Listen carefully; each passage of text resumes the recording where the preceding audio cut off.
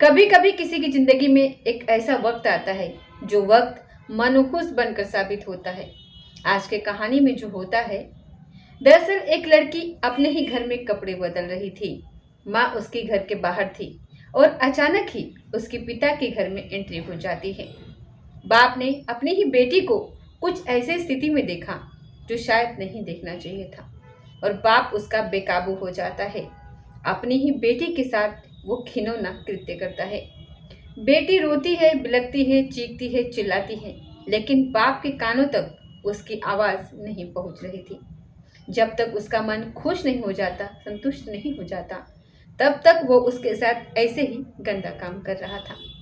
जब उसके बाद वो यहाँ से जाता है और जाते हुए अपने बेटी को कुछ नसीहत देता है और कहता है कि इस बात की कभी किसी को भनक नहीं लगनी चाहिए, यदि लगी तो तुम्हारे लिए ठीक नहीं होगा।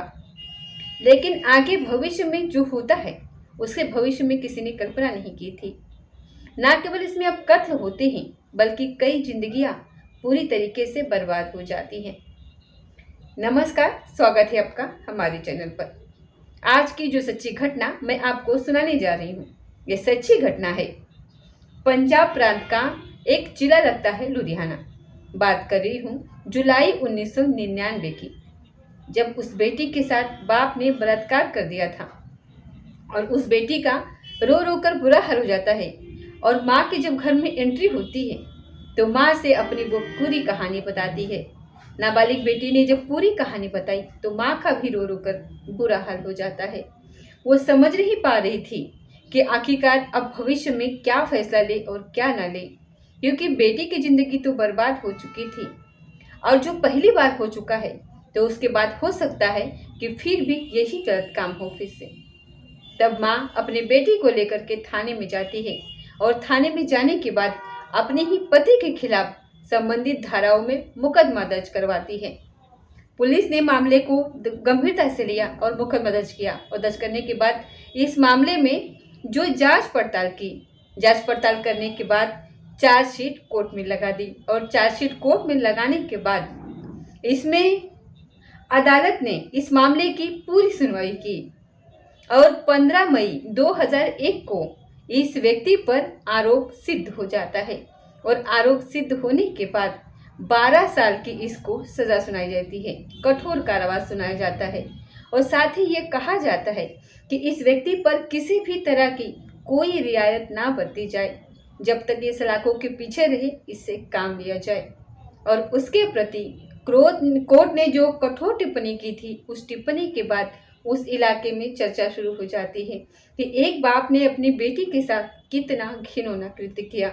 वो व्यक्ति जिसका नाम महेंद्र सिंह होता है, महेंद्र सिंह जेल जाता है और जेल जाने के बाद जब वहाँ जेल में रहता है तो शुरुआत में लोग उससे बहुत नफरत करते थे और नफरत की वजह ये थी क्योंकि उसने अपने ही बेटी के साथ गंदा काम किया था। और वो जेल में रहता है और धीरे धीरे अपना जब वक्त आगे बढ़ रहा था, लोगों के प्रति उसका व्यवहार बहुत ही अच्छा होता है। चाहे कैदी हो या अधिकारी हो, जो उसको काम दिया जाता था वो पूरे ईमानदारी, पूरे तसल्ली के साथ किया करता था।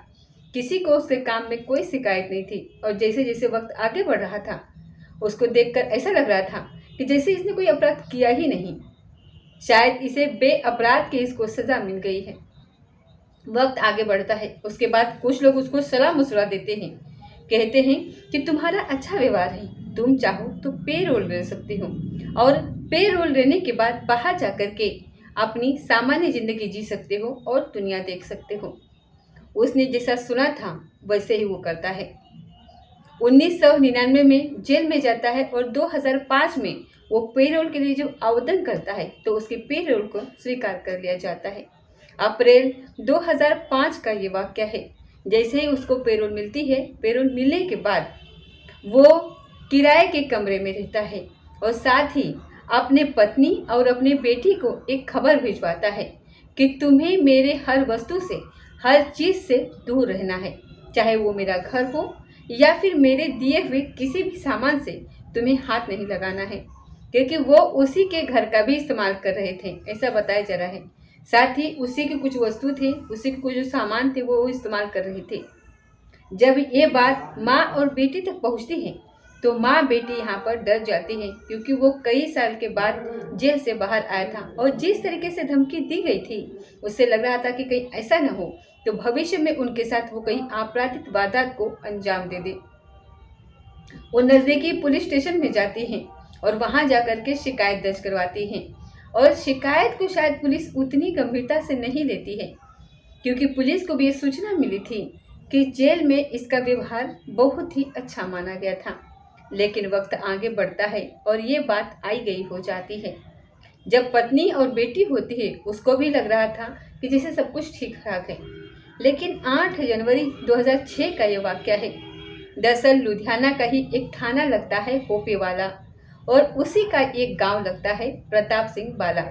यहाँ पर माँ और बेटी, माँ यानी कि बीनू वर्मा और बेटी यानी कि गीतू वर्मा, दोनों घर पर मौजूद होती हैं। साथ में एक रिश्तेदार होती है, उसका नाम शालू वर्मा होती है, वो भी घर पर मौजूद थी।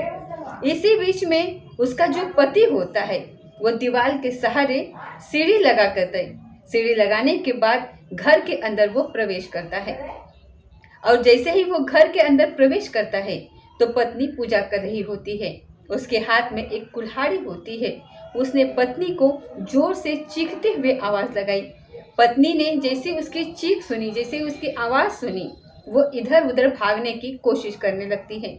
लेकिन महेंद्र सिंह ने मौका पाते ही अपने पत्नी के सर पर बहुत तेजी के साथ वार कर दिया और उसका सर वहीं पर फट जाता है। उसके बाद उसने उसके गर्दन पर वार किया। जैसे उसने हाथ से रोकने की कोशिश की तो उसका हाथ भी कट जाता है। एक बार और करता है, यानी कि 4 बार वो कुल्हाड़ी से करता है और 4 बार में ही अपने पत्नी को वो ढेर कर देता है। उसे तड़पने का, उसको संभलने का उसको मौका भी नहीं मिलता और उसकी मौके पर ही मौत हो जाती है। जैसे ही माँ के चीखे सुनने के बाद बेटी जो होती है वो दौड़ करके आती है और देखती है कि आखिर क्या हुआ है। तो बेटी जब आती है तो उसने जितना गुस्सा अपने पति पर निकाला था उससे दुगना तिगना गुस्सा उसने अपने बेटी पर निकाला और कुल्हाड़ी से जितने बार वो कर सकता था उतने बार वो करता है, यानी कि 9 बार करता है। 9 में 2 बार में सिर्फ खरोच आती है और 7 बार उसके ऐसे होते हैं जो शरीर के हर एक हिस्से को काटते हुए निकल रहे थे और बेटी की भी घटनास्थल पर ही मौत हो जाती है। अब वो जो घर में तीसरा शख्स है जिसने अपने आंखों से ये सब दृश्य देखा था, यानी कि शालू, जो कि इनकी रिश्तेदार होती है, और जैसे ही शालू ने देखा तो शालू ने डर की वजह से अपने कमरे की तरफ वो भागती है। इस बीच में कि उसे संभलने का उसको मौका मिल जाता है और वो जितनी जोर से चीख सकती थी, चिल्ला सकती थी, उतनी जोर से वो लगातार चीख रही थी, चिल्ला रही थी और दरवाजे अंदर से वो बंद कर लेती है ताकि वो उसकी तरफ अगर आने की कोशिश करे तो उससे पहले लोग वहाँ तक पहुँच जाए।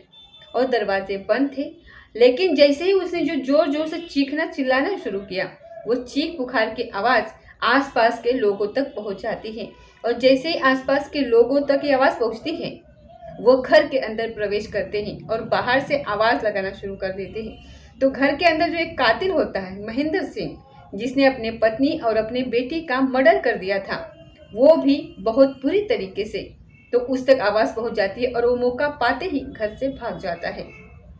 जब घर से भागता है तो उसके बाद फिर दरवाजे खोले जाते हैं, पब्लिक अंदर आती है और अंदर का दृश्य देखने के बाद जो माँ और बेटी होती है वो खून से लथपथ पड़ी हुई थी।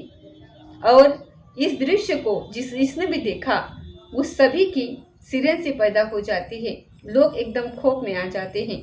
तभी यह सूचना दी जाती है होबे वाला पुलिस स्टेशन को और एसएचओ अपने पूरी पुलिस बल के साथ मौके पर पहुंचती है।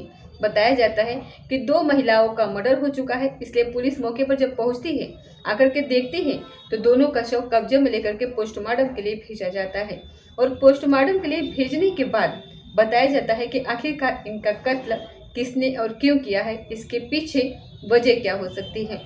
पुलिस ने एफआईआर दर्ज की। उस व्यक्ति की जब तलाश करने की कोशिश की तो पता चलता है कि वो जहाँ किराए के मकान में रहता था उसी किराए के मकान में आराम से रह रहा था, वहाँ से उसने भागने की कोशिश नहीं की। जैसे ही पुलिस पहुँचती है उसने पुलिस को अपने आप को हवाले कर दिया। पुलिस ने उसे गिरफ्तार किया, गिरफ्तार करने के बाद जेल भेज दिया। अब इस मामले की जो चार्जशीट लगाई जाती है पुलिस जब जांच पड़ताल करती है, जांच पड़ताल करने के बाद इसके खिलाफ सारे सबूत पाए जाते हैं और सबूत पाए जाने के बाद कोर्ट में जब ये मामला पहुंचता है तो इस मामले की फिर ज़्यादा लंबी सुनवाई नहीं होती है, महज 1 साल में ही इसका निर्णय आ जाता है।